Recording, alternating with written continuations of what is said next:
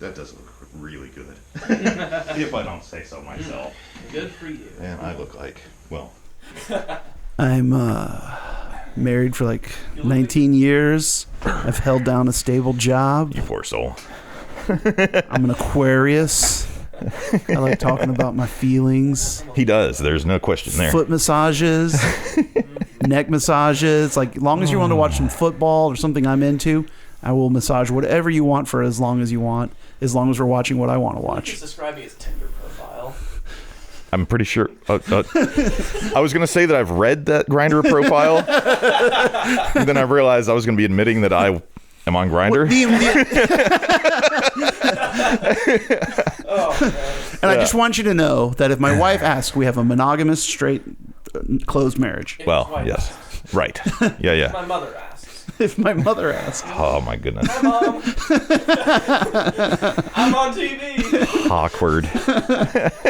We're on the internet. We are. Which means we can do what we want. Yes. And people who have been wearing masks in like solo videos to virtue signal that they're a masked person and that they really, really care about the world and you and protecting you so much that they wear a mask in their own apartment while they're doing their own recording. That way you don't get thrown out from the video. Like, right. I heard, like, I got a friend who got thrown out through watching a video. It was terrible. No, I'm taking this off. Please do. Thank the Lord. Taking it all the way off, too. Oh, hey. Hey. There. Hey. Wow. I mean, I'm willing to do that sort of video. But we didn't. Just need to work out with my agent first. I mean, oh, man. Right? We are allowed to smoke. We are. Yeah, but I'm not, and that sucks for me. Yeah, well, you're not how old? 18. Am I allowed to ask that? That's also an HR violation. So you're 18, but what is the smoking age now? 21. Is that was you can federal, fight and right? die for your country. Yeah. And at 18, yeah. But you can't you can't smoke a cigarette and you can't have a drink. To me, I think it's it used to be 18. I'm just gonna say good luck enforcing that, having been in the military. Good luck. Do they drop you off like when they drop you off in like in the Middle East, or they're like, okay, you can smoking age and the drinking age? No. They are not. That is all enforced. Oh, dang. The best you have is like if you've got a duty station in Germany where drinking is 18. And whatever you do off post is on you. Sure. But yeah, if you're on the base, and you're a combat situation, you're always having to adhere to the ROE of the ROE and RO rules of operation ROO. I've never heard that term. I'm just making it up right now. Yeah. Trademark. Come at me. Come at me, brah. Oh, wait, it's the U.S. military. Did you hear that Space Force, the show? I watched a little bit. Okay. I enjoy it, but the best part is after Space Force was announced and then the show started. Yeah. The Space Force started running into trademarks and copyright problems for logos and like costume and uniform. Like they started infringing on Netflix's rights to Space Force. That's hilarious. It's like, oh man, it's the little things, right? Yeah. It just come up out of nowhere, especially. Yeah. I'm not really pro violence or anything, but I think the Space Force actually makes sense. I'm as far as like a thing to do with your military. It seems like here's a frontier where it'd be good to have an armed force if you believe that's going to do anything good. Yeah. Can you pull that down like a touch more? I haven't seen it yet. More, and then push it towards the table. Oh, the table. There you go. There. Yep. How's that? And up a little bit, and towards the table, and down a touch. Now forward. Now. A little bit. Simon didn't say. All right. Right about there, I think. Oh, that's not fair. You work for me. That's good. You are an inanimate That'll work. object.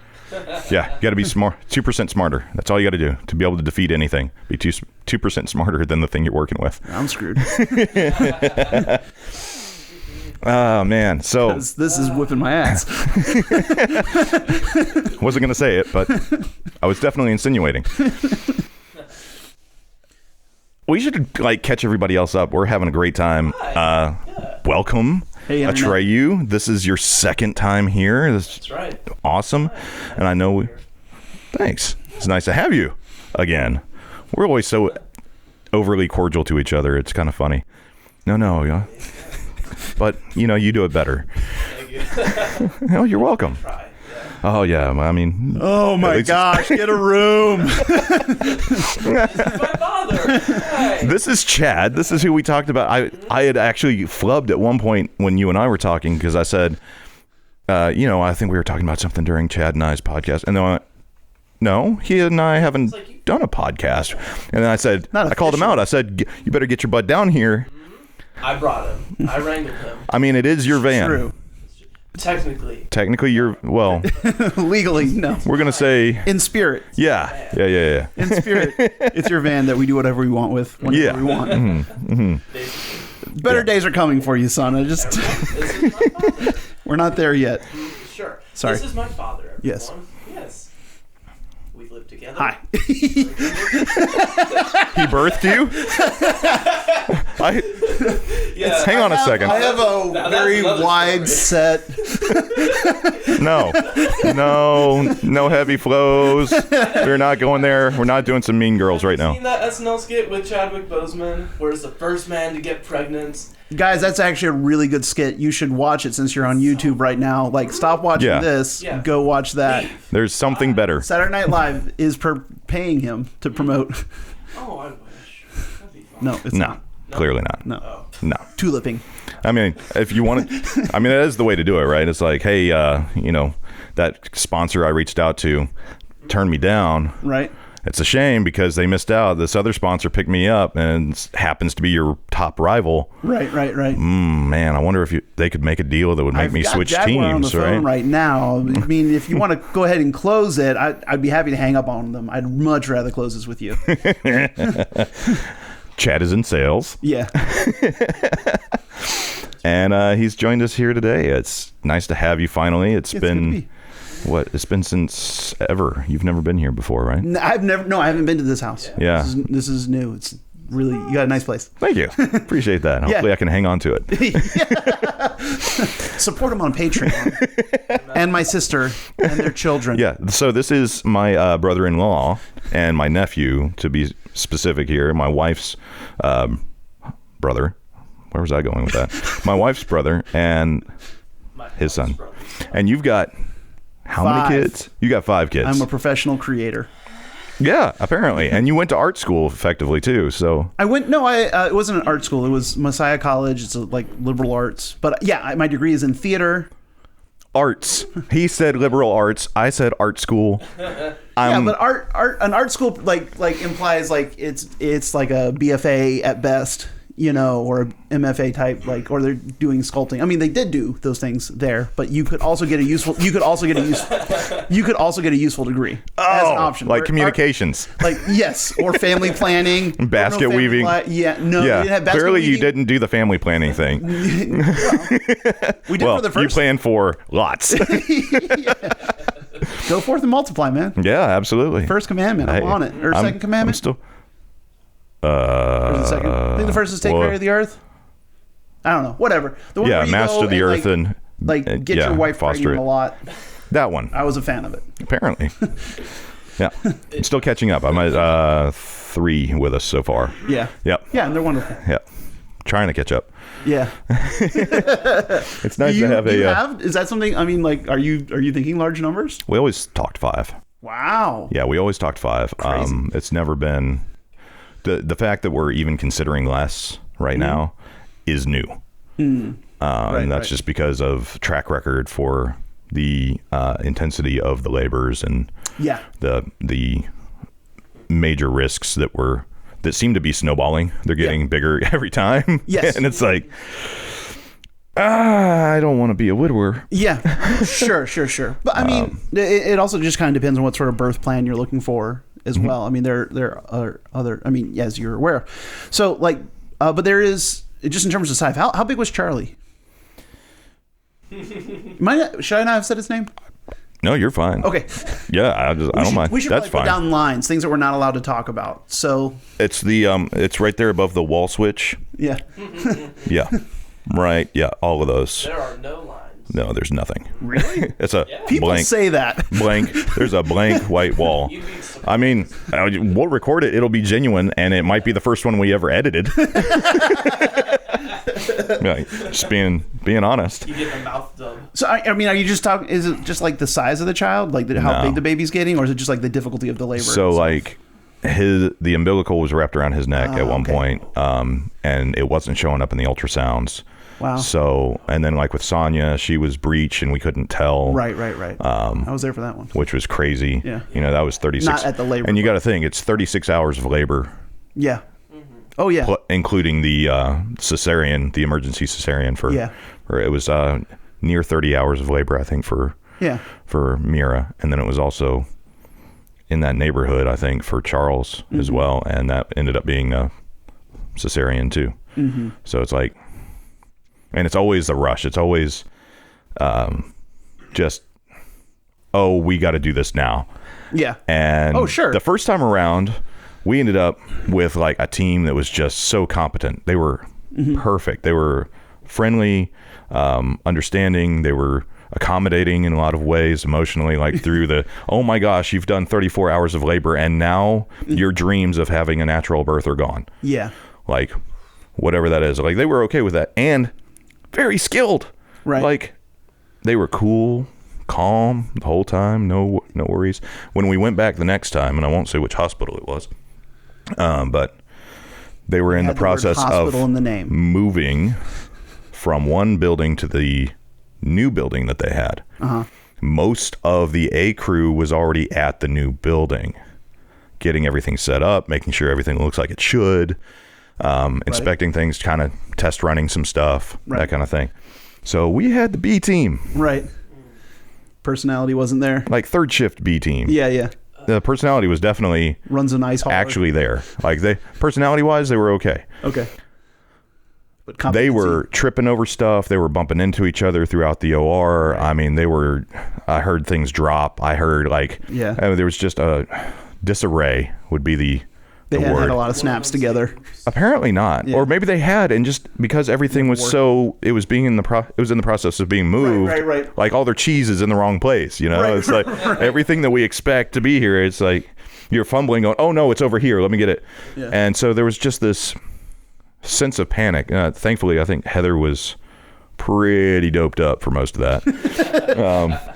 So she took it like a champ, but having watched somebody saw open my wife Sure. for a second time now, this was a lot more like I would have done it in a combat situation, not the first experience at all. Yeah. First experience was like being on aerial in Firefly. Like, Right. it's a whole world of the best doctors, and then this one was, we'll get it done. Yeah. She'll probably live. Yeah. It's like, okay. Yeah. But like, and the other thing too, like so far, I have not cut the cord on at least Sonia and Charles, because there's complications. Like Charles was not waking up immediately. It took a good 10 minutes. I think it was a long period of time before he started breathing. 10 minutes is pretty intense. It was huge. Like we're all freaking out. Sonia, Was he still corded during that 10 minutes? Of course he would be. yeah. Of course he would be. Yeah. They got him out, and then they got him untangled. Yeah. And then they got him to an intubator, I guess, something to get his freaking lungs going. And then Sonia, she had so much meconium that she was choking on it multiple times. So it was like, I don't like seeing blue kids. Yeah. I really don't. It really freaks me out. Yeah, And it should, right? It's like, that's your kid. That's it's your, we talked about it at There's one point. Good design. It's your hope for the future too. Yeah. Like, Mine's rainbow. what's that? What? I said, look, mine's rainbow. Your What is? child? Yes. Oh yeah. Well, that makes sense. Yeah. Yeah. But no, that's terrifying though. Okay. Actually, rainbow wouldn't be terrible. Like Yeah. rainbow. Rainbow like- means we're getting color. Yeah. Rainbow's good. Yeah, you want that. Yeah, blue's bad. Yeah. Well, and I didn't not see a that political because statement. no, there's there was a sheet up, and I'm just me. I'm always peeking. Oh yeah. And if you ever end up in that scenario, don't peek. You don't want to see. Just don't peek. Yeah. Yeah. Behind the curtain. Thankfully, I got a strong stomach because. Oh yeah. There are parts in different places. Like, I don't know if people know what goes into a cesarean, but I've had some. I have a. It is. Did you ever meet Mike Turner? Yeah, I know Mike. Yeah. Turner. Yeah. Okay. So yeah, he's great. Yeah, great stories. We need to get him on here too. Oh, that'd be swell. I bet he'd do a virtual one too. Probably would. Yeah, he's in the Bama. We'll have to hit him up. Yeah, he's in Bama. Cool.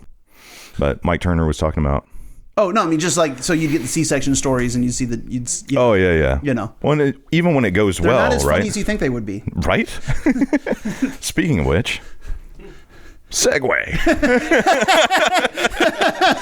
Oh man. Wow. Masterful, right? Subtle. Never saw it coming. It's what I do. Oh yes. What are we going to talk about? That's the fun thing. We watched the first 3 episodes of The Expanse, So but good. that just so good. It is. Chase felt it in his core. He cried a little bit. He was moved. I did cry a little bit when the wrench got caught in the space wind and just flew off because we don't understand relative inertia. Oh my gosh. But okay. Yeah. If a helicopter- Maybe it ricocheted off of something. Like I'm genuinely planning on rewatching it just to see if there was this moment where it got a force. I feel like something caught it. That something accelerated it and spun it. Like I've never. I just don't see what propelled it. I feel like something caught it, but I haven't watched it with enough caring about that level of detail. Yeah. So He loses the wrench. know- I'm satisfied. Yeah. The scene in The Expanse where they're out on the spaceship and they're trying to fix this antenna. It's a great This guy's show. holding a wrench, and I guess he not lets go wrong. of it because it just goes flying all of a sudden, and I think it just hit the plot winds, and that's The plot wind. Wrench got caught in it. Yeah. So that's what he's talking about. It's The just- wrench is flying. Yeah. Yeah. But I like shows. I like shows with tropes. Like, Yeah. I just got to find. Yes. They have to Your blend favorite in shows well. are tropey shows. Yes, but they don't. I think the imagery is just so good in The Expanse. Like, it's just so gritty, so space. It's not space western, but it's all the lighting elements you want in a night shot of a western. It's the dark, it's the harsh shadows, it's the flickering light in the background kind of thing. That's just kind of Film keeping noir, it's beautiful. Cold War, And it's like I watch it and I go, oh. This is a show that they've put a ton of effort into. Yeah. Like, it's going to be technically good. It's going to be, like, plot's going to be okay. There's going to be tropes, but they're going to be forgivable. Like, there's... first one. With excellence. Well, but there's sound in space. So, first trope, I'm stuck, right? Yeah. Immediately, I have to get over sound in space. So, I go, I can do that, though. And then there's the space wind. But maybe there's not. I need to look at it again. Yeah, I think if we would rewatch it, I think something happens. There's got to be something that happens. It's more than just the show's too good for there. I think it's more than he just lets go and the wrench takes off. Yeah. Well, I like my other theory too. Which is the wrench was made out of mylar. Okay, right. And it caught a solar wind. I forgot that part. Like ultra lightweight. I don't know. Yeah. Catches solar winds. I don't. Is that a thing? Yes. Okay. Well, I know from Armageddon anyway. Well, you've got good science. Science right there, man. Yeah. Space trucker miners. Yeah. I'm watching these guys with that sort of mentality. These are kind of the space truckers. It's not a humorous movie. It's not Clerks. And that's what it's missing. It needs the humor for me to no, I'm just saying for me to instantly connect with it. Yeah. Then the tropes are like whatever. Yeah, like Firefly is so funny, so good, and so like. But it also doesn't have sound in space. Sure. It's technically better and funny. That's true. Yeah, but I don't. So I'm not going to The Expanse for Firefly. No, right. Like it's a different beast altogether. What I do like about it is it does feel, again, minus humor. It's Archer noir in space. I need to watch Archer. You do. Yeah. It's a ton of fun. Yeah. But you've got the Archer strikes me as humorous. Well, that's what I'm saying. It's actually a comedy show. Yeah. But if they get some imagery going and they do a noir season where he's basically a private eye in an old school movie type idea. And they do a season in space, and it's kind of more. I forget which ones they mixed. They pull from so much pop culture to include it and incorporate it. It's really fun to distill all that. So it's like Star Wars. A Moonraker. Well, yeah, you get some Moonraker in there. You get some Star Wars. You get some Guardians of the Galaxy. You get some Great film. Yeah, I know you love it. It did well at the box office. It did, because it's a great film. It's so much fun. That's why you love Transformers too. No. What? Yeah. Haha. Don't scare me like that. Hey, there's only one reason to watch Transformers and Transformers 2. She's a fox. Peter Cullen. Oh, right. Yeah. That's what I was thinking too. I'm Optimus Prime. Yeah. I mean, his vocal work. Hey, man. Not Hugo Weaving. Definitely not Hugo Weaving. He's in those? Yeah, he's Megatron. Megatron. Which I'm glad that they didn't hold to the source material on the Megatron voice. They tested it. Did you see the? No. Yeah, they did tests. How'd it go? It's not good. Yeah, I know. I mean, I love the guy as a voice actor. Yeah, no, not him as an actor, but it just doesn't, like, a kid's show. I think like a Saturday morning, it's purely a kid's show. They have no pretensions of like adults are going to watch this. Mm-hmm. You do a voice like that and it works. Yeah. Unfortunately the kids run around the house and imitate that voice. But especially 5 kids. But then you make the movie that the parents are going to take their kids to go see because it's nostalgic for them and they want to get their kids into it, and then you play that voice out and you're like, I don't remember that being so terrible. I had to go back and rewatch. Yeah. And it's like, oh, it's very cartoon. It's bad. Yeah. It fits the medium, like you're saying. Yeah, it's great for the medium, but it would have been like, it would have made those movies even worse. Well, it's the same idea with the changes with the big rig. Yeah. Right. Optimus was never going to be a cab over for Michael Bay. He just was not going to see that noseless truck. Oh, okay. He's like, that just does not work. It's not pretty on screen. It looks like Terminator 2. I forgot about that. Right. Yeah. He started with the trailer right away too, because the trailer was his legs. So they had to incorporate all of that into a standard cab, or sleeper cab in his case. Yeah. XL chassis. I think it was a freight shaker. I think it was either a Freightliner or a Peterbilt, one of the two. Definitely not a Kenworth. It looked very different from, well, maybe. Anyway, I digress. And then the Beetle, yeah. At no point was the Beetle was the thing that I missed the most. That was the part where I felt like clearly this is an ad for. Well, and Bay said, he's like, at no point when I looked at the script did I ever allow for the Beetle to be considered. This was never going to be a Beetle. Yeah. I didn't know what it was going to be, but it was going to be a BA muscle car of some kind. Yeah. Because it needs to adopt more of a hero, hard edge role, because that's what they were going for the film, right? Yeah. That for me was that was the change where it felt. I didn't feel narrative. It felt corporate. Yeah. Well, I mean, it does become a GM commercial. Yeah. Because, to be honest, GM literally threw cars at them. Yeah. They're like, you need shells? We got shells. You need this? Like, the amount that they said, we will brand your whole movie for effectively free. Yeah. Here's all the cars you want. Just do these things for us. Yeah. And you do. You get the GMC Top Kick for Ironhide. You get the, Freightliner, I think, falls under GM. Oh, does it? Yeah. You get, I mean, it unlocked so many different looks. You get the Suburban, which is, did you see it got recognized? The Suburban is now it has a star on the Hollywood Walk because it's got more. It's worked with OJ. It's worked with. No, that was a Bronco. Oh, that was a Bronco. I don't know. Yeah, see, it's like, I mean, that's one of them oval vehicles that are just terrible. Yeah. I have a Ford. Yeah, the Suburban is now it has its own star because it's been used so iconically for so specific roles across time. Like what? Clear and Present Danger. The Suburban's getting RPG'd, and it's kind of a hero vehicle, but it's kind of a utilitarian vehicle. Yeah. Transformers, all of the Denali's, all of the Suburbans. I don't really remember. That was all what Sector 7 drove. And that's what gets ripped. Like they ripped the top off of one. That kind of thing is all. So they kind of incorporated the Tahoe. I don't really feel like that's ones. sufficient enough to get you a star. But it's also the oldest running name in automotive history. Is it? The Suburban is the oldest name.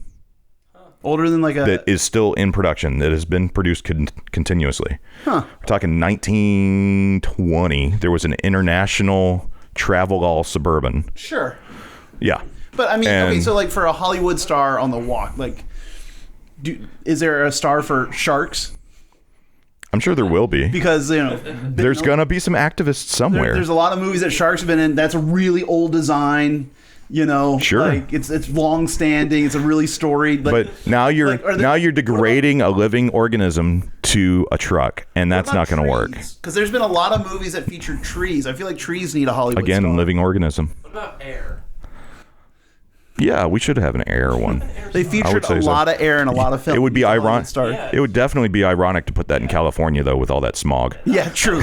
True. Gravity, not enough air. Right? Yeah. Mm-hmm. It's just not for me. Yeah, I get it. Film. I like that film. Speaking of air, did you hear that Kate Winslet beat Tom Cruise's record for holding her breath underwater for a shot? No. 7 minutes. Nice. Did she work with Blaine? Right. I don't know. For Tom, it just kind of happened by accident. They were doing a shot for Rogue Nation. And it's like a throwaway shot. I mean, it's really spectacular. It's over the top, but it kind of blends in with all the other over the top stuff that happens in that moment. And to get the shot during production, he was there for 6 minutes and change. The only way you do that, though, is with a pure O2 mix. You got to have, like, that's how they cheat underwater time, is pure. If you go more and more pure on the O2, you don't have to breathe. I don't know. So, but it's still a discipline, and Kate Winslet just beat it by over or right around a minute. I mean, it's still pretty baller. So she's shooting Avatar 2 right now. Oh, is she? Yeah, and that's what that was. There was an underwater sequence. They were trying to get through the day, and there were some shots they really wanted, and so she just kept going. Kate Winslet, sorry, like, we just really need to make this in one, so we're just going to shoot this multiple times. Like, just swim back and forth. We don't have time for you to come back for air. Now, the Leonardo DiCaprio fans are all kind of upset because she could have probably at least switched on the door that they were floating on in Titanic to give him... Oh, sure. Sure. That was a murder. Right? That was a murder. Let me pry your frozen hand off of me. Gosh. This guy was a lot of fun. Now I'm wondering, like, how do I get rid of him so I can get on with my celebrity life? Right. And woof, thank God for that iceberg. Man. That worked out. Yeah. Oh, there's no room for you up here. There's just no way you could make it up here. Yeah. I feel like every husband knows how Jack feels. Yeah. Like, there's no question. Like, think of the blanket. Yes, this is what this is. It's like, you're like, oh, I'm a little cold, honey. Like, and she's just over there, this mountain. And you're like, A mountain of blanket, not. Yeah, yeah, yeah. Can I get a pillow? No. Right. Don't worry, my heart will go on. Somebody was telling me that they solved that by just having separate blankets. Separate beds. It worked for honeymooners and other great classic Sure. television. Yeah. I don't see why not. Yeah. No, It works for some of some people we know. Yeah. I was having this thought, and I'm like, is this one of the lines? This might be one of the lines. I mean, you can. Are there repercussions if you do? Probably. For you, Maybe. Definitely for me, because I will have, manipulated in. No, well, I was doing thinking that. I was thinking it before you said it, though. So maybe you were thinking it before I was thinking it, and that's why you said it before I said it. But anyway, Slow play. it was all there. Yeah. Yeah. Yeah, I don't know. Like, I always thought, like, that was, like, married couples not sleeping in the same bed. You always kind of felt like, oh. Right? Yeah. And then you go, he snores. Yeah. Yeah, well, now... And it's like, we haven't fixed it, so maybe even separate rooms would be okay. I mean, I do sleep better when Heather leaves the room. Me too. Like... Well, not your Heather. Yeah. Oh, we should clarify. We both His have sister's name is Heather. He's married to a Heather. Yeah. Yeah. And my wife is his sister. Anyway. Yeah. So. Yeah. So yeah, I sleep better. I'm finding that I sleep better once Heather leaves. And so there's like the practical part of me and the romantic part of me like doesn't want to let go of like, no, we're going to just always sleep in the same bed. And then there's a practical part of me is like, I could use some really good sleep tonight. I've got a separate building now. You do. But I think that I don't know. So right now the romantic part is it's not, but I'm aware, like before that would never even be a possibility. But now there's like, a pragmatism. There's a in the outskirts of the bell curve where never existed this thought, now exists this thought. Yeah. Like maybe it just, just for one night. Yeah. Or maybe like get, one of those overpriced beds. Yeah. So you don't feel the other person. For me, it's the presence of the other person in the room. Like, I don't know if it's just me being paranoid, but like if like she could be in another bed in the same room and I'd still have issues. Like it's. Yeah, I've grown past that problem. Yeah, well. I gotta live with 2 other people in the same room. Yeah, so you. No air conditioning. What's up with that? There's AC. Barely. Yeah, barely. So barely. Hey, people in other countries would beg for that. That's true. Yeah. I don't think there is AC. Maybe I just don't feel it. I don't know. Maybe we need to check your vents. Yeah, I was gonna say maybe somebody closed the vent on you. There's AC because this summer was. This summer. This summer. I can't do it. No. This summer. This is the worst. It was the worst AC ventilation. This is the first I'm hearing about it. Really? Yeah.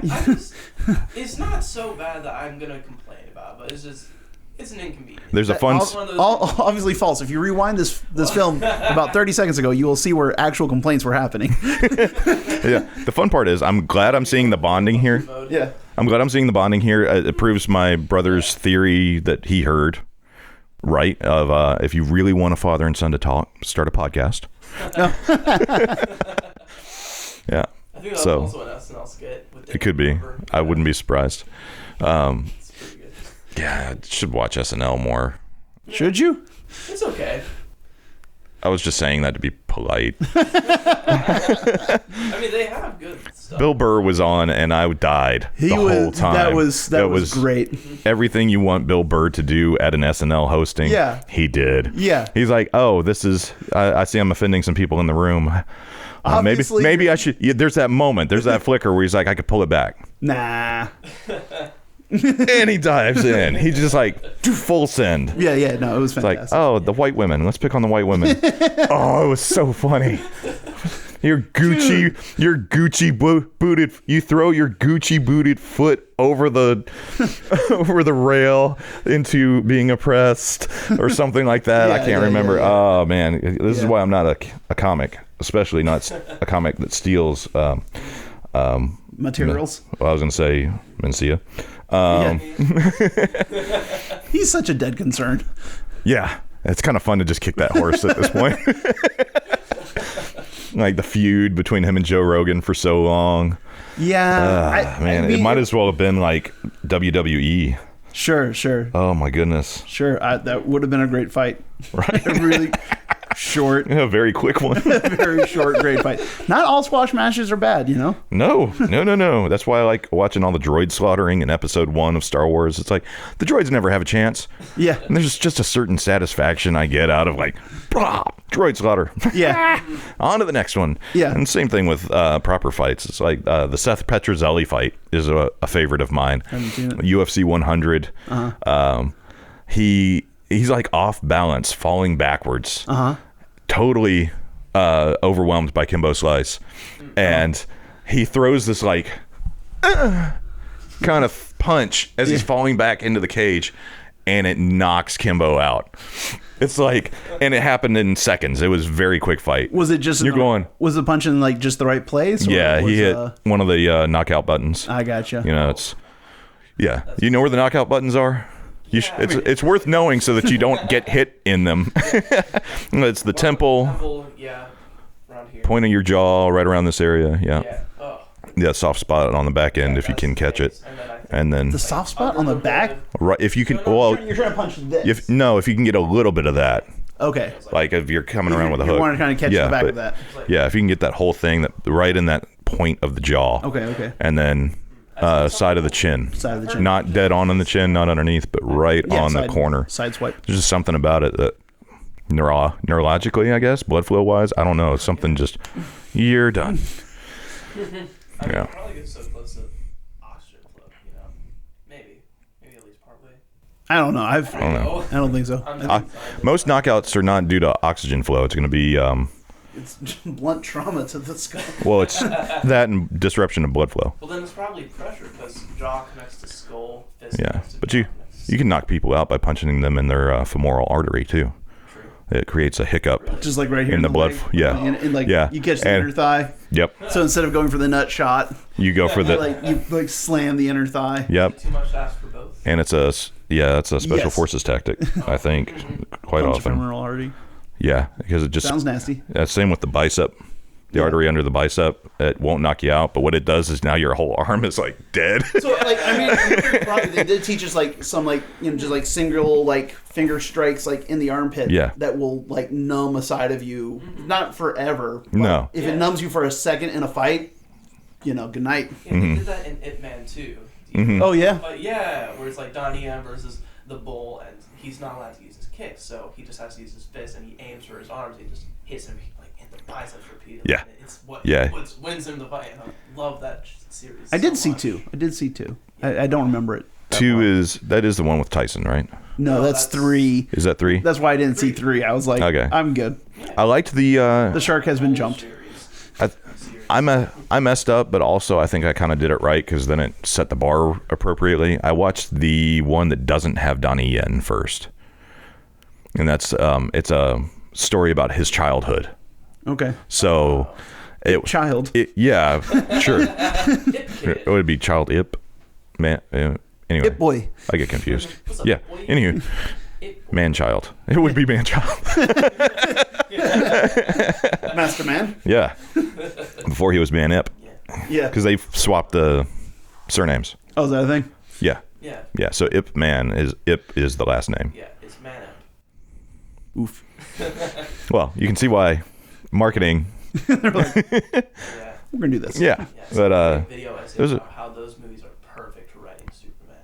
You know, in the first one, you give Donnie Yen like a problem that he can't fix outside of his fighting, like the racism and the military going on in his country.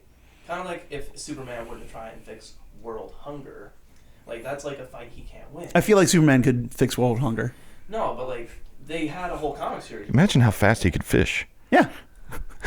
I don't know. He had a whole. I don't know. That'd be a long splash. You need some production. Whatever it is that you're making. Yeah, I can turn it up for you. Yeah, but no, I love this series. It's just such good writing. Well, storyline wise, you couldn't cure it. No. It's not an enemy, which is weird. It's an existence. Yeah. No, they did a whole comic about it. Oh yeah. Yeah, but like We would get Superman dumber. will like bring food to everyone, but then like governments will start feuding, and yeah, it's just kind of that whole Really? thing. Yeah, Mm. I don't know. Just- It was just a video essay. Just watch the first 10 minutes of Black Hawk Down.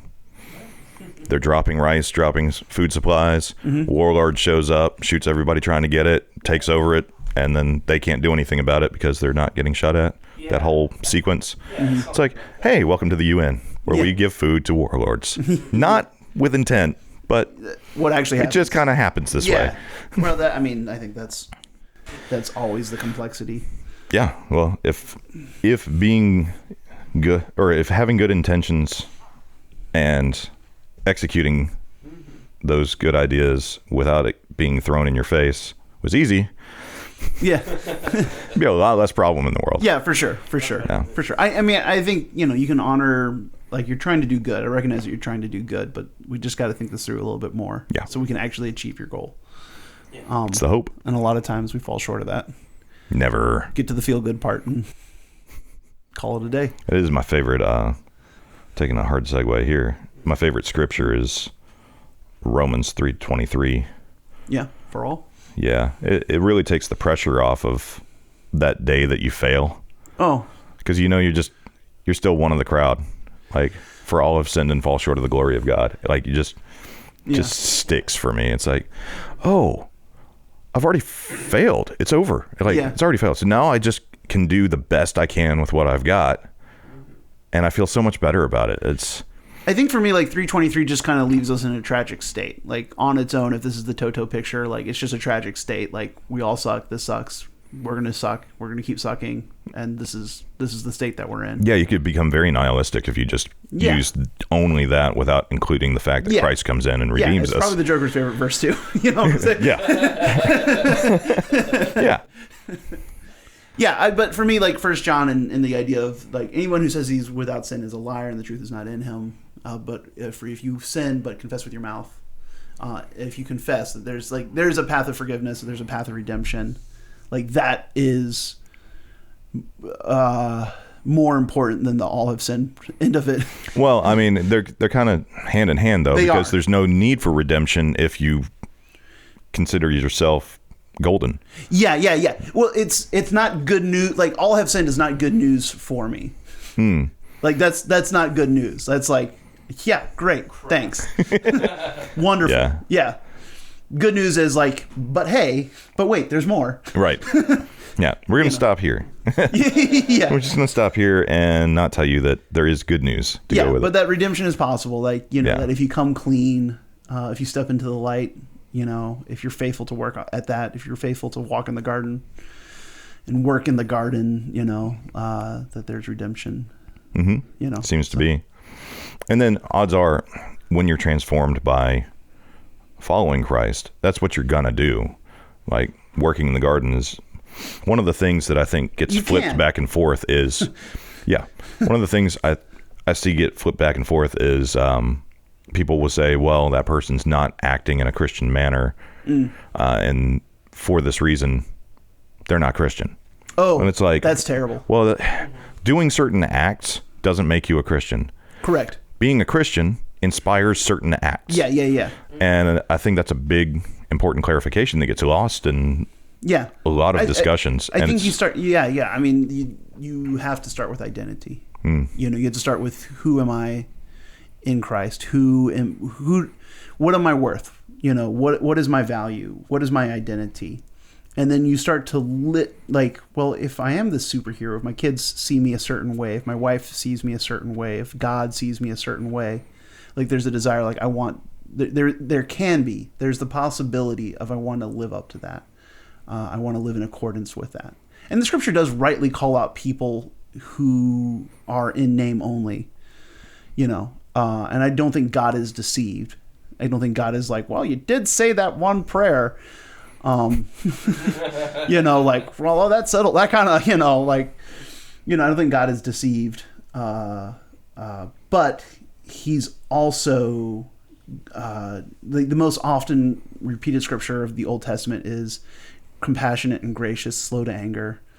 That is his essential character, is not looking for you to reach a certain threshold of result, but he can take into account all the things of your life, all the factors of your life, all the circumstances that were set against you, all the failures in your biology, all the failures in your nurturing and your upbringing and all of that, and say and just know what was oh my gosh, the fact that he's not a serial killer, I'm just so proud of you. And we never have that point of view. We never have that perspective. We rarely have that perspective. As intimate as I am with Heather, I don't judge her motivations rightly so many times. I falsely impugn to her motives so many times, and I don't take into appreciation why she's acting the way she's acting, or the things that are influencing her. I don't come to her with a oh man, because of what you were taught or what you were brought up with or the things that happened to you, that's influencing your motivation, your actions right now. I just see, it's annoying to me that you are talking to me in a way that I find disrespectful or whatever it is, that where it gets my goat. And so even with somebody that I am that intimate with, I misread her so many times. So when you then try to multiply that across all of humanity, and man, I suck at judging people. I'm really bad at this. Well, you have to be able to see something that is not within our spectrum. Right. I think the soul is, I think there's some element of God's nature we talk about him being supernatural and above the current and maybe seeing other dimensions, that kind of thing. There's all these concepts that are thrown around. Yeah, he has like but if you're, let's say you're a fifth dimensional being, right. What if the fifth dimension, the fifth visible dimension is souls and hearts? Like sure. it just looks dirty. Right. Or it looks pretty. Like what, I would just the visualization of that is kind of fun for me to explore. Now you sound like you know a little thing or two about Christianity. A little bit. Were you brought up in the church or? Yeah. How about that? Yeah. What's your dad do?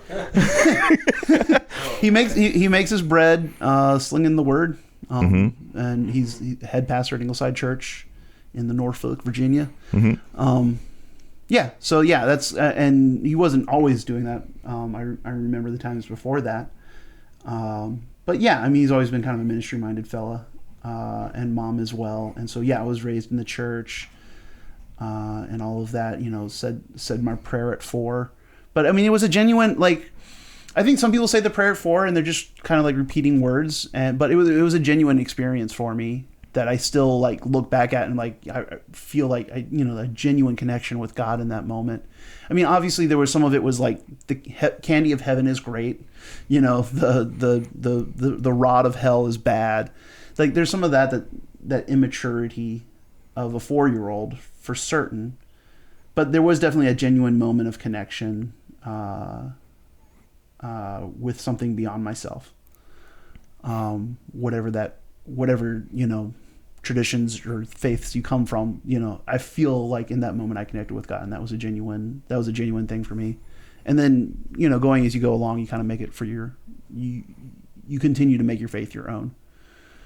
So there's a lot of cliches that go along with, or stereotypes would be more accurate, that go along with being a preacher's kid. Yeah. Yeah. Sure. Do they land for you? I mean, well, the rebel, the wild one, the one that's like, constantly bucking the trend and. Yeah, chaotic good is like where I like of the alignment spectrum. I find myself most personally. I identify as chaotic good. If I had to pick one spectrum that I would want to, let me put it like, maybe better put it, I aspire toward. You aspire to be chaotic. Chaotic good. Yes, chaotic and good. Yes. But yes, chaotic. I do aspire for some chaos. Yes, for certain. Yeah. And I think part of that is a little bit of the rigidity of like you grow up in a certain sort of religious upbringing. There's a genuine relationship that's happening, but there is a structure, there's a rigidity. And I think, dad's kind of culture and upbringing and perspective is very ordered, and so I didn't always vibe with that, and so there's a part of me, I don't want unbridled chaos, but as we learn in biology and in quantum physics, you need both chaos, you both need determinacy and indeterminacy for life to exist. And so I find myself a bastion of saying there's some good and chaos can be awesome, guys. Like, let's muck it up a little bit. And let's overturn the apple cart and just, and from that awesome things can happen because we're now in a state of not being in control. We're in a state of being open to creative impulses and the Holy Spirit and just wildness. And like, that's good. And that's great. And so, there's definitely a little bit of that for sure. I think, but I think the stereotype is more along the lines of like, just like, chaos for the sake of evil and self-indulgence, and I've certainly enjoyed some of that and regretted a lot of it. But my wild oats weren't that wild. Like it's not like it wasn't like in cell block H where I finally was like, maybe I should quit slinging this rock and these chemicals and From what I've seen of you so far, a lot of your wild oats is Tom Waits, or just something niche and specifically not the popular everybody's doing it thing. So but I'd met you really after you had settled down quite a bit. You were already married. Atreyu and Anduin were already along. And it's maybe I just missed all the fun stuff. I was never really that. I wasn't really that. I just like most of my vices were private and hidden. You know, so that is maybe that's a stereotype of the preacher's kid that you could kind of haven't like having your private vices that nobody else is privy to, keeping it under wraps. Yeah, like public, like I can put on a good public face and I can function and I can be whatever I need to be to get through the day, to make the day. But you know, when nobody's looking, you know, I'll indulge in whatever, you know, makes me feel good. Well, and that's kind of what we see with pastors too. That's why they start fracturing. Yeah. In very rigid situations. That's something that Ben and I talked about a little bit. Yeah, love Ben so much. Yeah, I wish he could have been here today. I know. We need to do a 3-way sometime. You know, Phrasing? Not gay when it's in a 3-way. But if it's all guys in the 3-way. Nope. It doesn't talk about that. Yeah. Like, that wasn't a 3-way. No. Yeah, Ben, I love Ben so much, and I love watching you guys' discussions. Like, if anytime I'm trying to pimp your show, that's the one that I go to. I was like, oh, thanks. You should watch this.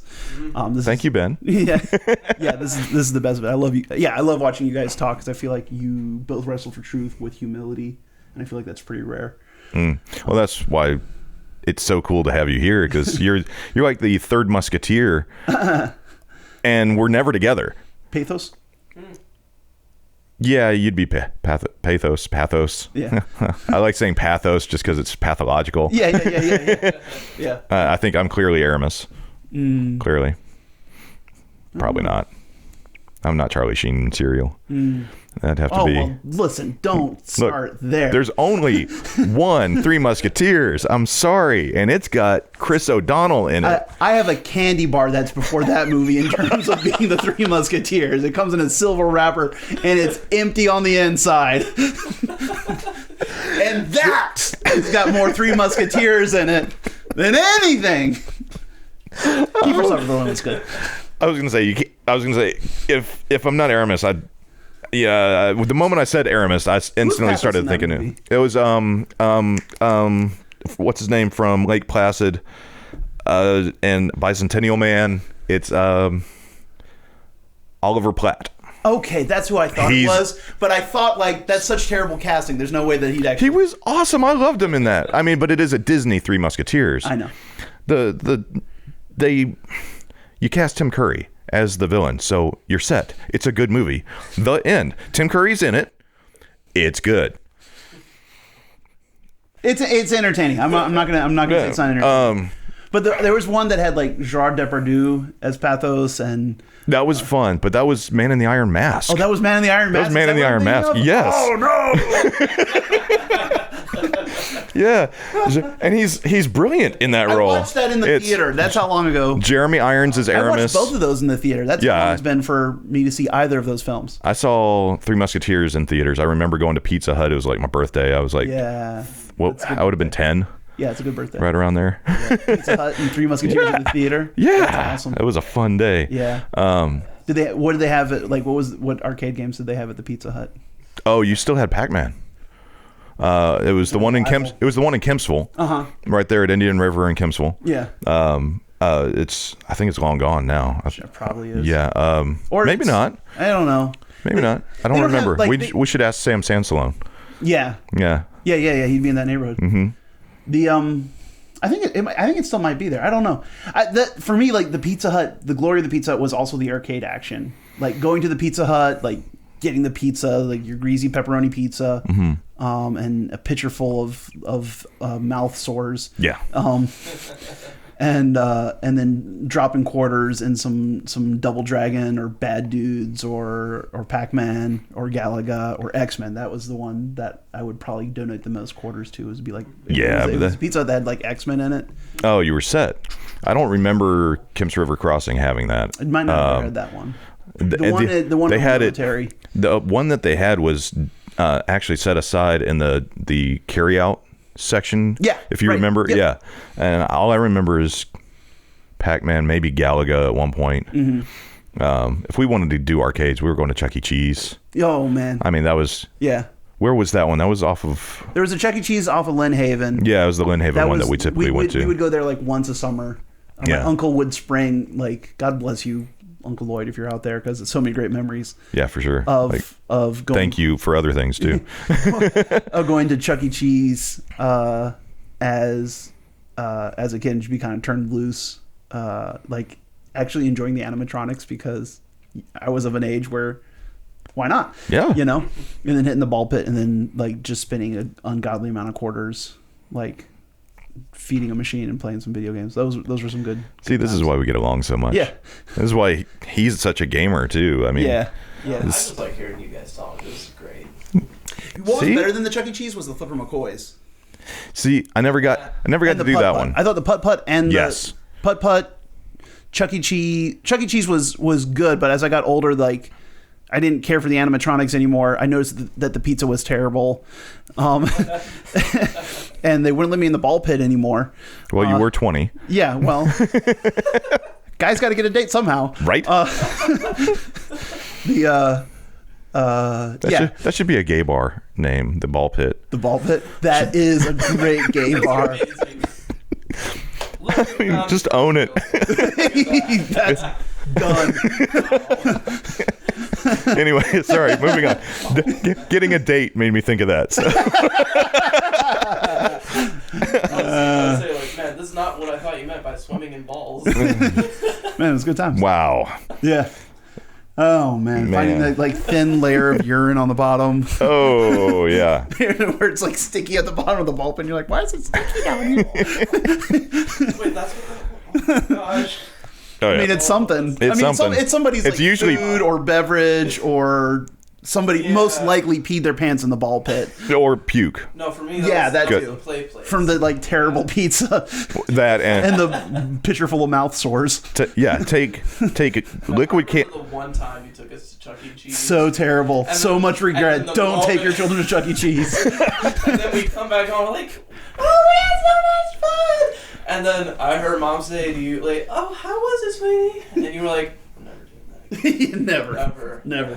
I'll be like I'll add this. Chuck E. Cheese. Taking Vander, so I have a kid who's autistic, like, you know, straight up, love him.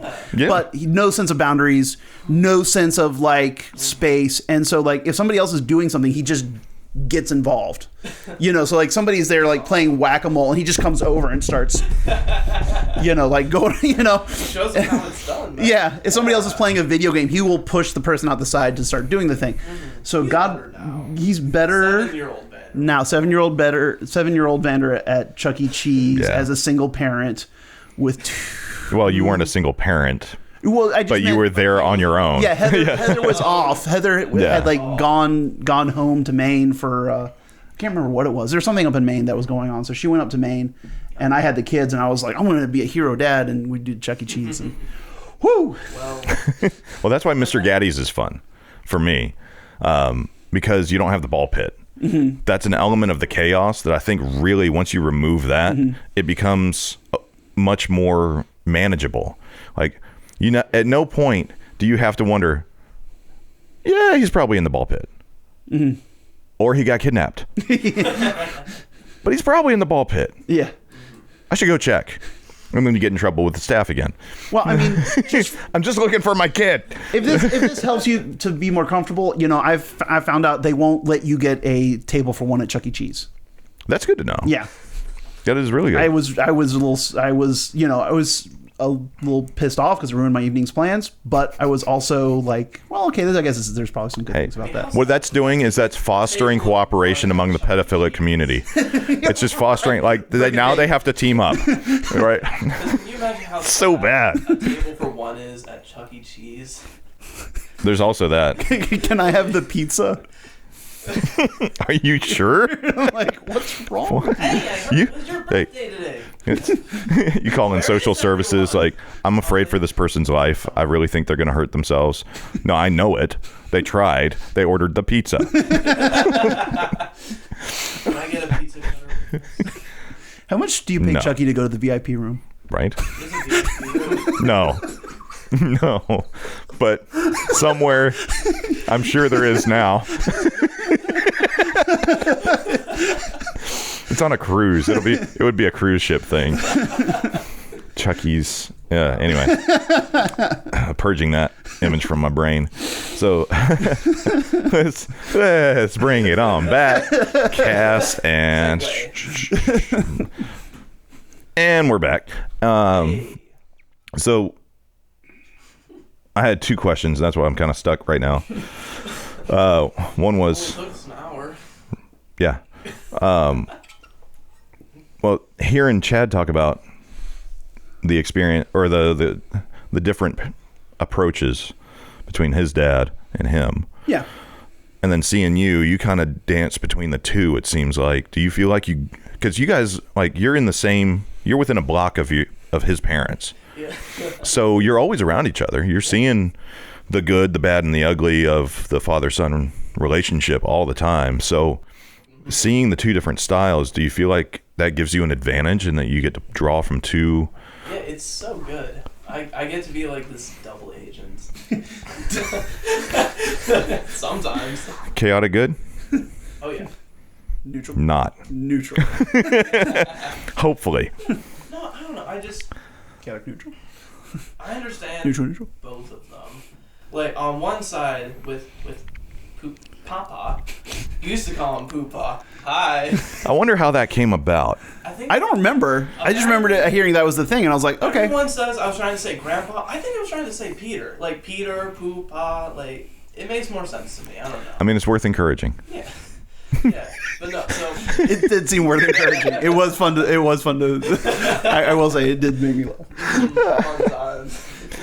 But The artist formerly known as Poopa. Yes, the artist formerly known as Poopa. We know him as on one side with he who shall not be named. with Papa, I see a lot more of this rigidity and disciplinary, and I respect that. I respect kind of like this idea of like a disciplinary sort of background where you have a code and you have like a lifestyle and you're willing to stick to that no matter what. But with Dad, what I appreciate you so much is that like you're like him, but like there's a lot more flexibility, I'd say. Like I appreciate the discipline and the flexibility, and I feel like I've been given like such a good mix, you know.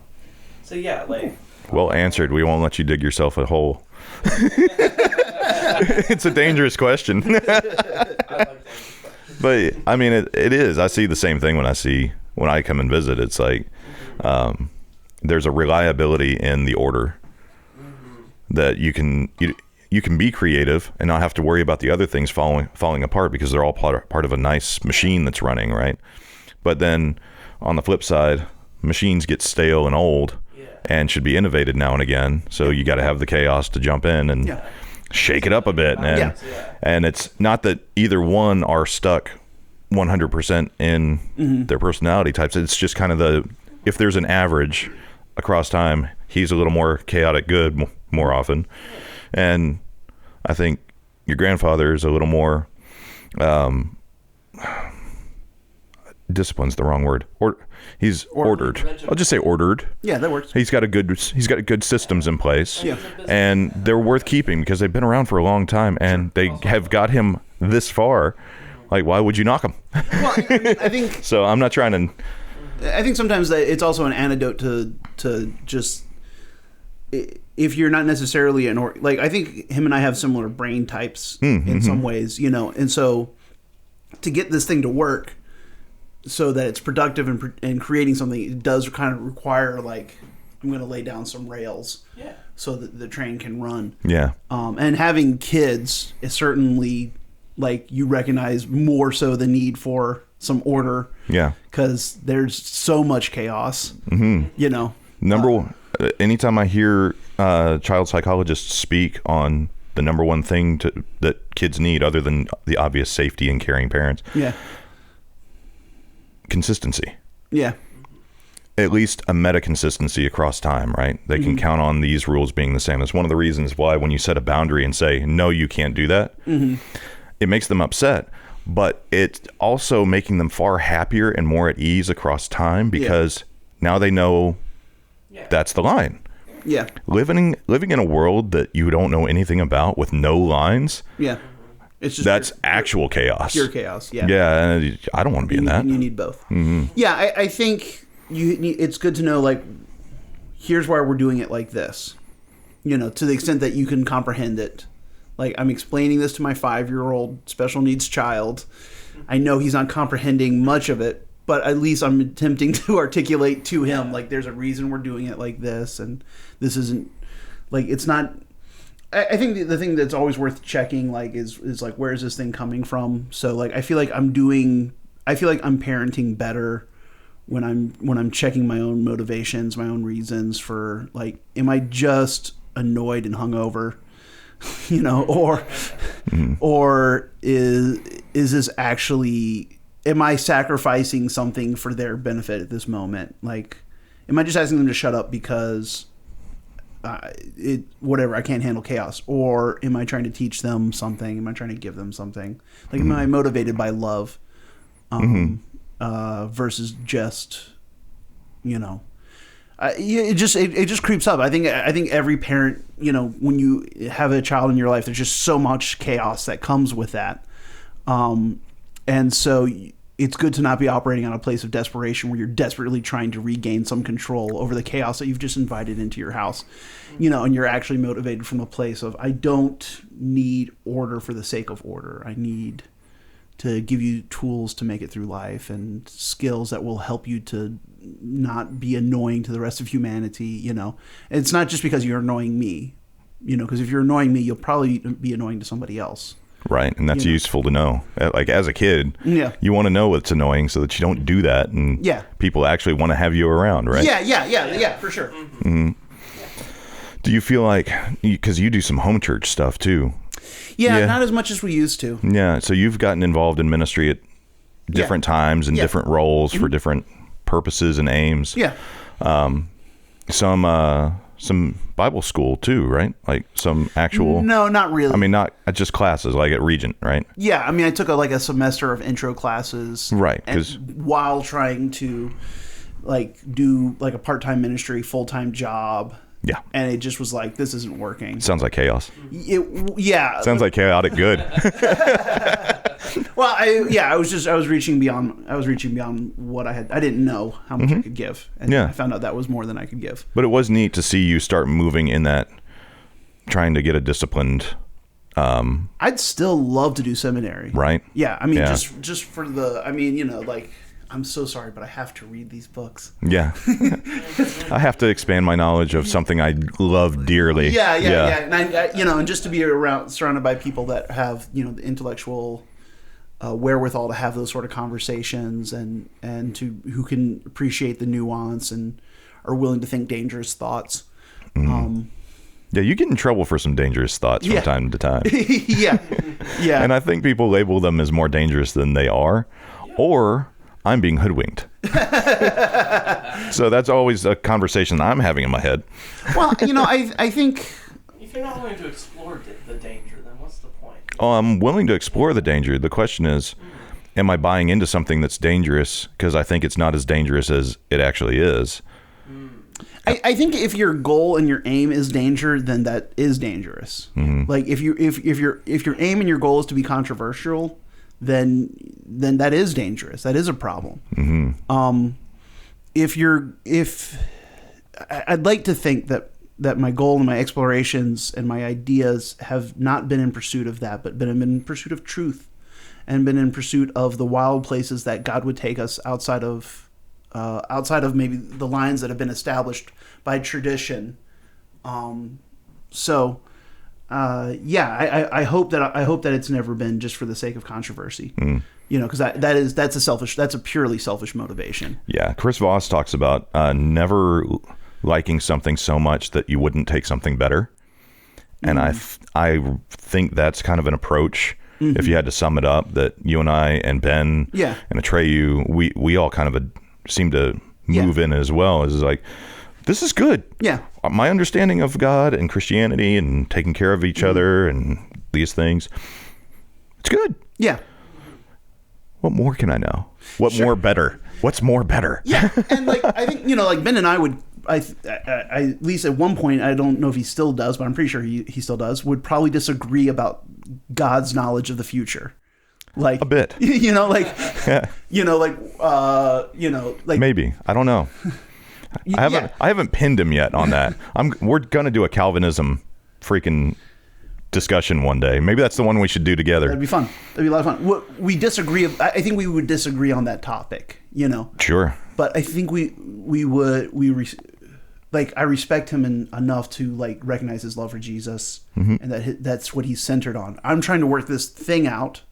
It's kind of a very it's tertiary isn't far enough down the lines of how secondary, how non-core this is. Yeah, it's almost menial. Oh yeah, but it's meaningful menial. Yeah, it does mean something to me because the problem of pain is a very very real problem for me, and so this presents to me one possible avenue of understanding that, and I think it's worthwhile to try to figure that out. Maybe it's not the right path, and I hold it with the open hands of this is the best idea that I've heard so far, and it really lines up well with Scripture, and isn't this really exciting?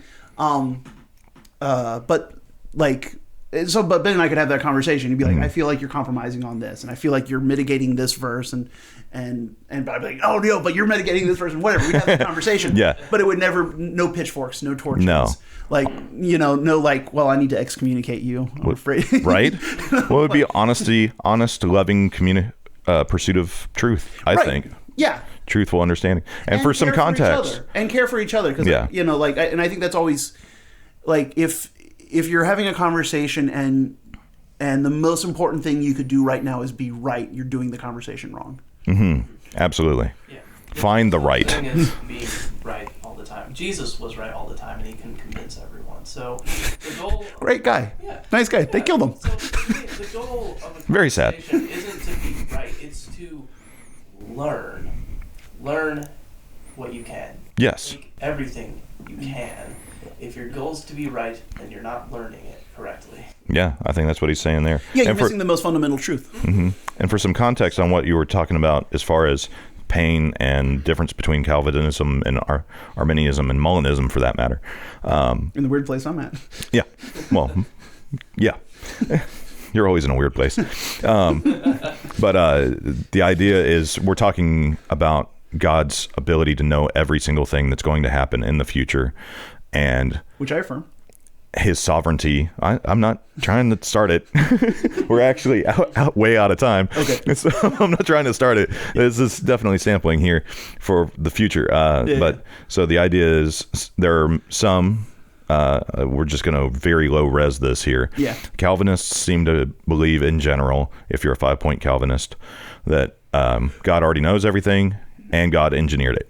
He's sovereign. Yeah. And there's total depravity, which makes it, I'm on board for all of these elements on their own. It's how the Calvinists assemble them. That I go, maybe. I just feel like it's not complete. It just doesn't feel complete yet. Yeah. I think, and then the other side of that discussion is, sorry, I just wanted to finish that, is that we have absolute free will. God has no control over our actions, what we're doing, and that we're making those choices, and that we can surprise God, and that we might do some evil things that he didn't see coming, things like that. And the idea is that if God knows that he's engineering pain into your life, what kind of God is that? Right. If God's doing that on purpose, the what kind of God is that? Switch. Yes. What's like we're talking God, all the atrocities. Yeah, God did this for your good. Yeah. And you're like, what good? The child's dead. There wasn't and brutally so. It's there are these extremes when you think about just imagine the worst, most heinous crime I fell ever. riding my bike, but I learned how to ride my bike. I skinned my knee riding my bike, but I learned how to ride my bike, and now my brain hemispheres talk in a different way than they did before, and I have that confidence in that life skill, and la-di.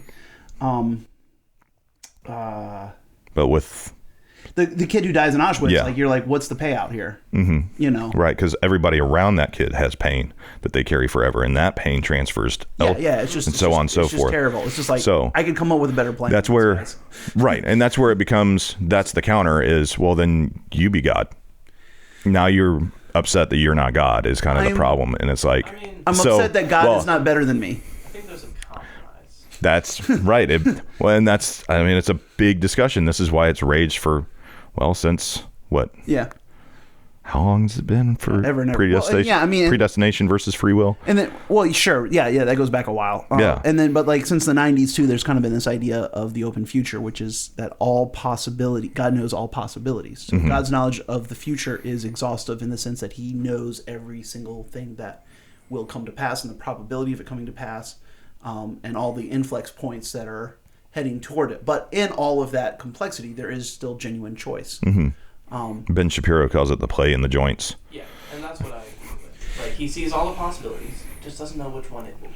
Like love overcoming evil. I think like that would be like kind of like this rock. Like this thing will definitely, like, once this yeast works its way through the dough, it will have its effect.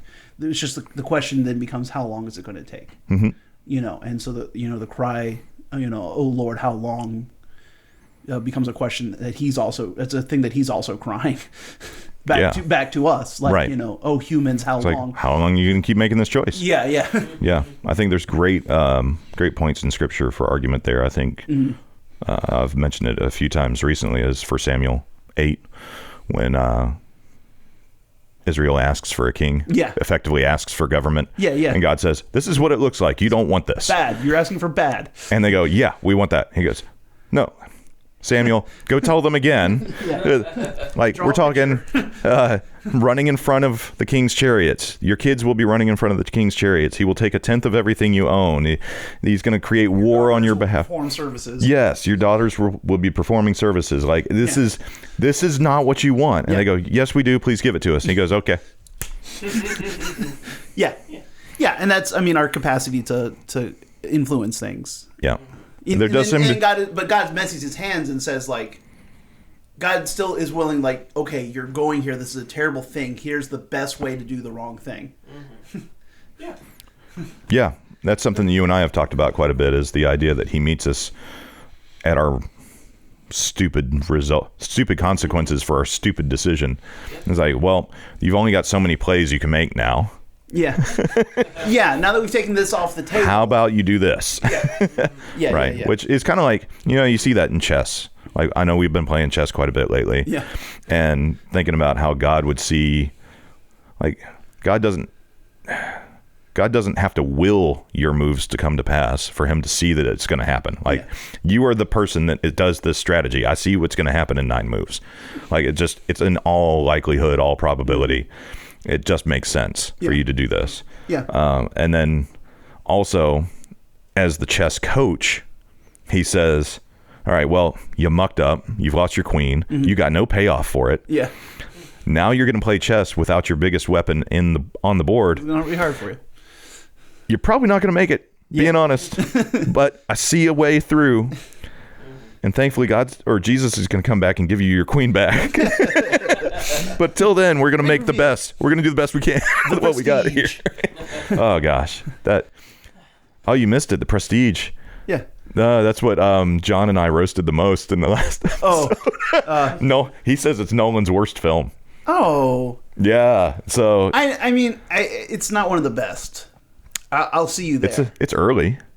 It's not one of the best. I'll definitely see that, but it's still good. And I just like, but I mean, I think they stumble on the truth of, you got to bring them back. Yeah, I felt like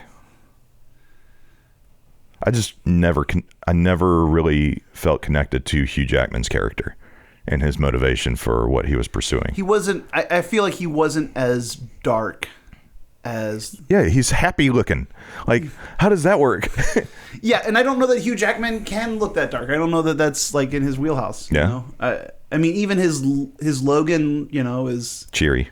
There's something about it that makes you smile when you see him. Yeah, just a little bit. God bless him. Freaking perfect cheekbones. Yeah. Yeah, I mean, he does great work. I'm not here to shit on it, but no way. It's just there is a look. Yeah. I feel like in that role, like he never looked hateful. Yeah.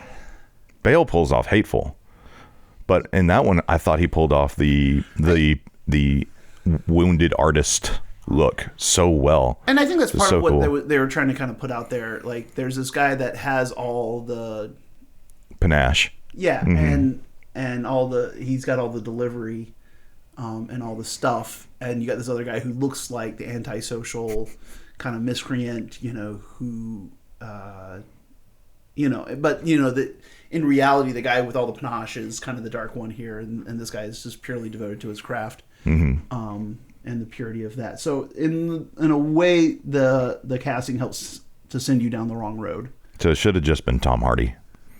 Chris Nolan should have just found Tom Hardy earlier. Tom Hardy for Hugh Jackman's role? Yeah. I don't know. Yeah, I'd like to see it. I'd love to see it. Imagine one day you're sitting in the office and like you're smoking a cigarette and you're like, back in the days when we could, and you're just chilling, working on the keyboard. Boss comes in, tells you you're fired. You got to deal with that. You go out in the street, you hail a cab. It starts to rain before you get the cab. Okay. And then somebody hits you in the face. Like just out of nowhere. Yeah. I'm sitting here, I'm smoking in the rain. Yeah, smoking in the rain. Cab, and some guy just like cold cocks. Yep, cold cocks you, and you wake up and you realize you're Tom Hardy acting. That's what it's like to be Tom Hardy in a role. Have you watched Peaky Blinders? Of course I've watched Peaky Blinders. Man. Yeah, I mean, I honestly just skip to the Tom Hardy episodes now because I don't like. There was some. I felt like the first 2 seasons were so good. Yes. And now at this point, it's like we're kind of stretching it. It's like Bilbo talks about being not enough butter spread over too much bread. Yeah. Eventually, series will start doing that. The X-Files did that. Yeah. But yeah, so I kind of feel that vibe. Not that so much that I think it's bad. It's just I'm not excited about going back and watching it because it's also got a lot of graphic content in it, and you got to have a stomach for that.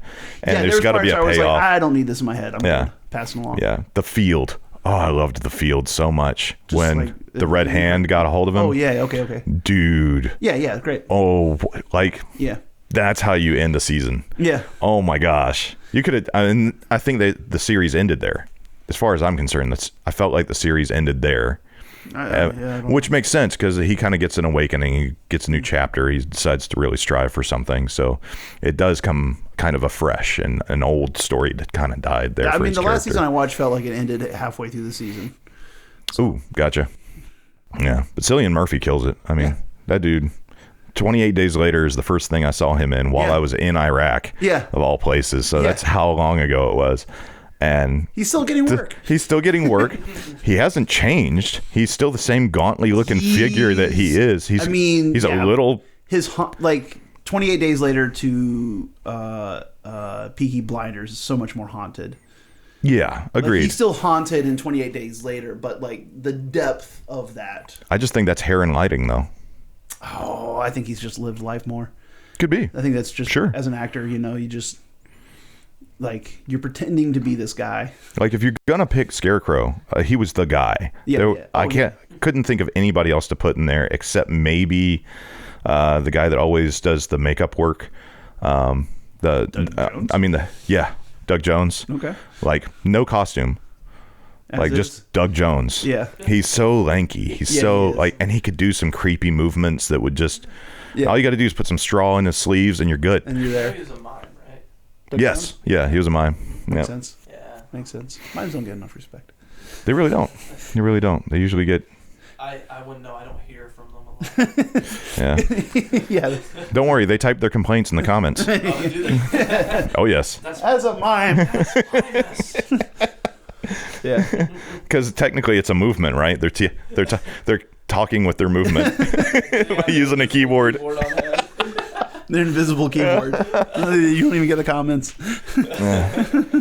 So we were talking about philosophy of Tom Hardy parenting, and how it might be influencing like how you approach organizing ministry. Like there was one point where you were pursuing, and we kind of got derailed. But I was really curious to, and maybe even we can land with this. Is just I see some preachers who will put on the role, do the job. Especially, it's and not always with bad intentions. Yeah, the reference is the easy connection is the Footloose dad, right? Because he was the preacher. He had the preacher's daughter. Yeah. But he was very rigid, but very well intentioned in the reasons he was doing it. And he kind of starts fracturing because he knows if I just apply more order, the the chaos will get better, and it's not, because it's responding to the hyper orderliness of the situation. Right. But he was very much a put on a face and then do a performance and then go home and be something else.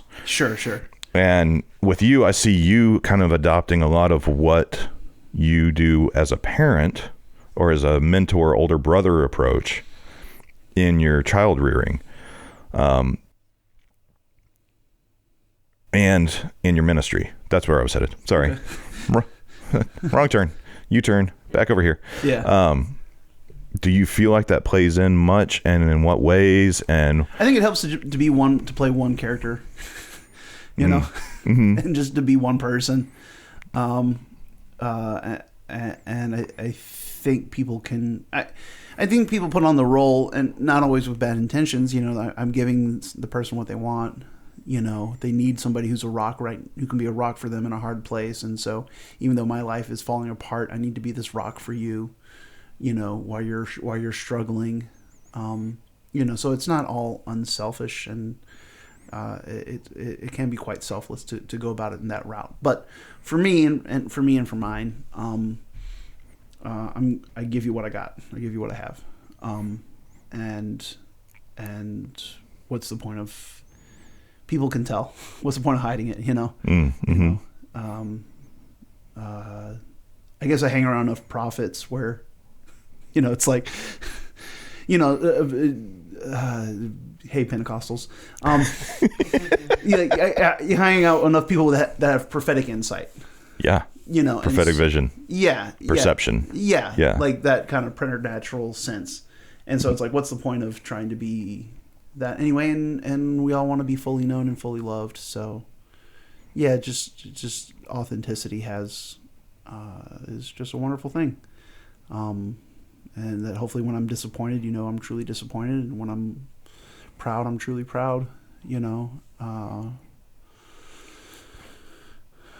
Do you ever feel like you've hit drawbacks in ministry using that approach? Yeah, I think I like in my run at professional ministry, you know, I just was the wrong fit for the thing that body was looking for. Wrong fit as in you weren't the day job Christian, the professional. I show up, I do preachy things, and then you don't see my personal life type of person, or is it something different? No, it's just more like, you know, I'm playing rock at a jazz concert. You know, like you showed up to see Louis Armstrong. You showed up to see Gilbert Gottfried, and you got Bill Cosby. I don't know. Like, I don't know. You know, who shows up to see Gilbert Gottfried? It's a great question. You showed up to see, you came for a certain thing, and I just didn't fit that. I just didn't fit that playbook. And it would just kind of take like a whole different sort of playbook for me to play. I'm the wrong quarterback for their style of offense. You know. You're looking for a pocket passer, and I'm gonna run. I'm gonna do some RPOs, just to mix in some football references because we just need to get all of our audience in here. That's where I'm lost. Yeah, but I mean, you know, I was just the wrong guy for the job. You know, so in terms of, I think, just the way that I'm going to run things. You know, I'm looking for more intimacy. I'm looking for, you know, Acts 2:42. Just and that thing is just so compelling to me, that that model of church, of the high-powered Sunday service, that's a very glossy product, you know, very polished, very precise, and that's kind of like, you know, fix it and we're good, and nail that and we got it, just didn't appeal to me. You know, and so like I was going into that thing thinking like, okay, here's where we are, and I'll help move it into something else. But that wasn't that's not what the people wanted, you know. So I kind of came in with a mission, and that can be dangerous. We talked about that last night, coming in with a strategy for a game. Yeah. Before you've even seen the layout of the game. I don't think I was responsive enough to the board. Mm-hmm. You know, to the pieces that were on the table. Yeah. You know, I just kind of came in with an idea of, and I don't think my idea is wrong. No. But it wasn't correspondent to the pieces that were there. And like there was maybe a much more loving and long-term slower approach that might have gotten to where I felt God wanted us to be. But you know, like that just takes, you know, that just took more maturity than I think I had in the moment to see. And you know, I'm happy with the work I did. Not happy, you know, necessarily with the way everything ended, but I'm happy with the work I did. And still kind of on that path, but still haven't figured it out. You know, the model I have in my head hasn't worked yet. You know, so that. So it makes you wonder a little bit. Yeah, got to make you think maybe I'm not. Yeah, maybe I'm missing something. Yeah, you know. So like I've been kind of personally in a place of recovery. And just because that took a lot out of you when that fell through. That was a heartbreak. I mean, that's not just a heartbreak; it's a framework break. Yeah. So of course you're going to take a period of recovery if you. Well, and I didn't though, because I went right from that into kind of like, all right, we're now leaving this model. This model, like I don't fit in this model. I need to do the other thing. So I went right from that to the next thing, and then kind of burned out. Yeah. Because it didn't have all of the support. It didn't have the full support structure in place to make it work. So I'm fellowshipping now with the Meeting House in Canada. Ontario? Toronto. Sorry, I couldn't hear it. Yeah. Up in Toronto, and just fellowshipping with them over a distance. It's a very internet relationship, very Zoom relationship. Yeah. You know, but it's good. It's genuine, maintaining contact. So it's kind of like, and it has the fuller structure, like I said, you need chaos and order, both for the thing to work. And I feel like right now they're threading that pretty well. Nice. Where there is organization, there is structure, there is support, there are people, there are higher ups to call upon to give you perspective and to kind of like, hey, we need to come back to mission. Like Jesus is our mission. This sounds off mission, So they have that very crystal, strong Christ focus, and Anabaptist traditions, which I think are fantastic. It's a nice place. So I'm there. Like they know I can do more than what I'm doing, and I know I can do more than what I'm doing, but we're just in a happy place of just kind of taking it slow and getting to know each other. So that's been a really happy fellowship for me. Are they taking like new attendees? Are they? Yeah, well, I mean, it's internet. Yeah, they're taking stuff. It's Canada, so they're not meeting in person. They do. Well, they can't anyway because they all live 500 miles away from each other. yeah, Canada. That's good. That's funny. Wow. Good callback. Yeah, no. They have home. Their home cells. Are a mix of meeting in person and meeting online. Like I belong to an international cell, so there's somebody from Jakarta, there's somebody from New Zealand, there's a couple people in Brazil, and so like this international kind of cohort that meets and that will always is online and will always be online because of the nature. But it's nice. It's really interesting. I really treasure sharing a same physical space, but it's kind of nice having this international connection. We're trying to connect more than just like we have like a Monday night that we connect on, and we're trying to connect more during the week. It's a new effort that we're trying to put in. So just for more like kind of smaller cells within the cell that are connecting and building each other up. Trying to do like how do you do Acts 2:42 like across the internet, so like trying to find some things where we can pool our funds together and figure some stuff out. I think ultimately at the end it needs to be in the same shared physical space, but right now it's a safe space for me I know where the exits are. Mm-hmm. You know, the exits are clearly where the bathrooms are. Yeah, the exits are clearly marked. The bathrooms are good. You know, like, and they're just really genuine, good people. Safe space with low expectations for me. Mm-hmm. Which is nice. It sounds like a really comfortable digital atmosphere. Yes. Facebook without the hecklers. Yeah. Yeah. Yeah, they're mostly on email. And it's funny because we were having this conversation, like, because they did like they're just finishing up a sermon series of basically don't be an a-hole online. Nice. Wasn't the name of it, but they're recording these, right? Yeah. So if we wanted to find it, where would we go? What would the Meeting House Live, themeetinghouse.com. We'll find it. We'll get it specific and drop it in the the politics in of the peace description. has been the name of the sermon series. Politics and pieces. The politics of peace. The politics of peace. Yeah. I like this concept. Yeah. I'm gonna have to catch up. Yeah, it's good. It's good. Yeah. How and people are like, you know, there's some people in the group that are a little bit older and they're like, I'm not on the Facebook with all these, you know, kids. And I was like, listen, my kids, you know, Facebook is for old people. Right? Yeah, they're on the gram. Don't worry about it, Grandma. You're on Snapchat. Yeah, you're already ahead of the curve by not being on Facebook. Just you get to skip that one. Yeah. Don't worry about that MySpace thing either. Oh boy. Yeah. Yeah. But thanks to MySpace, that's how I reconnected with your sister, and we started hanging out again. So not all bad. You never know how it's going to work out, right? Yeah. Speaking of family, yeah, I'm sure they are and how livid. Kids and not wrapping it up. Yeah, and no, that's not where I was going with that. But also that you guys got to get on the road. You got to drive. Yep. It's going to be a hike. This right before we leave for Virginia. I have a bad habit of doing this to people.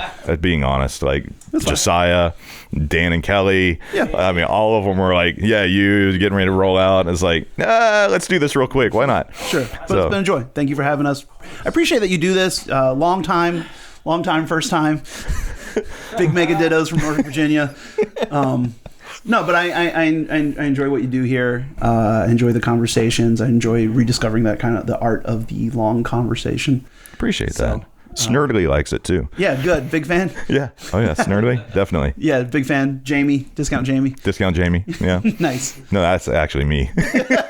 Discount Jamie is me. Discount Jamie. I have to be the talent and the tech. So nice. But honestly, when I've got guests like you guys, it makes it so easy. Yeah. And I really appreciate y'all and your candor and your honesty. Yeah. And more than anything, you guys pursuing truth and love in the world makes the world a little less dark for the people around you. And hope so. That should always be encouraged. Yeah. Thanks. Same for you, of course. Thanks. Yeah. Well, I think we should probably call it then on that landmine. And now we weren't actually seen, but now we actually play poker because we were going to do that instead of let them go. Well, we're already in trouble. No, they're in big trouble. Support his Patreon. I have a Patreon? I thought so. Isn't it? You know what? I think I might have heard something about that. Patreon.com/Chase Ellis Voice or something like that. Support it? Man. Is there any reason you wouldn't want this to succeed? Thanks, everyone. Goodbye. Goodbye. Goodbye. Oh my ass. Okay. You ever watch Moulin Rouge? Come on now, one of my favorite movies. The